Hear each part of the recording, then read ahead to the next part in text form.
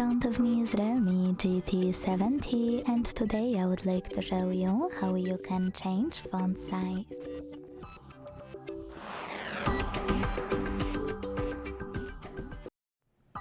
Begin by opening Devices Settings.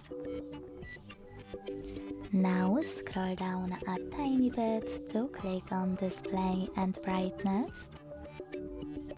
Scroll down again and tap on Font over here. Finally, you can operate this slider under font size to adjust it, and when you finished, hit Apply. You can check out Preview at the top. As you can see, after a couple of seconds, size of my font has changed.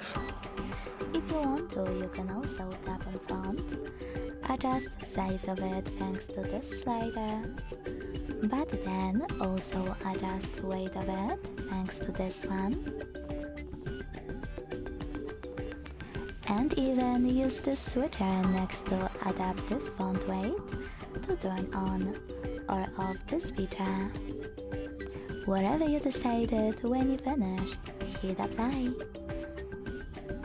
Thanks so much for watching. If you enjoyed this video, don't forget to leave a like, comment and subscribe. Bye!